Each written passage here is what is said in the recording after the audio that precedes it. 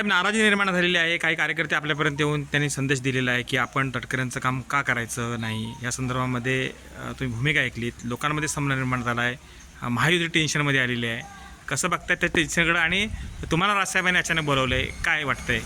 बघा, 9 तारखेच्या गुढीपाडव्याच्या मेळाव्यामध्ये साहेबांनी दिलेला आदेश याचा आम्ही या कोकणामध्ये नक्की मान राखू. त्यांच्या आदेशाप्रमाणेच काम होईल.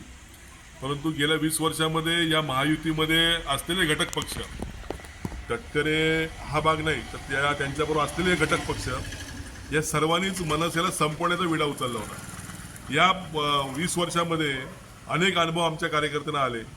गुन्हे दाखल झाले, जेलवाऱ्या झाल्या, त्यांना आयुष्यातनं उठवण्याचे प्रकार झाले, राजकीय जीवनातनं उठवण्याचे प्रकार झाले, अनेक आमचे पदाधिकारी फोडले. हे सगळं गेल्या 20 वर्षामध्ये झालेलं आहे. आणि मनसे संपवून त्यांना या ठिकाणी सगळे कार्यकर्ते स्वतःकडे घ्यायचे होते आणि स्वतःचं वर्चस्व निर्माण करायचं होतं.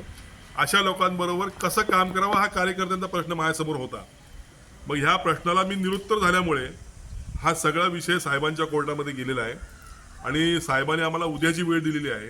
उद्या आम्ही शिवतीर्थावरती हे सगळेच कोकणातले लोक व्यथा मांडतील आणि त्यातनं साहेब जो आदेश देतील किंवा जो मार्ग काढतील तो आमच्यासाठी मान्य असेल त्याप्रमाणे आम्ही या ठिकाणी काम करू.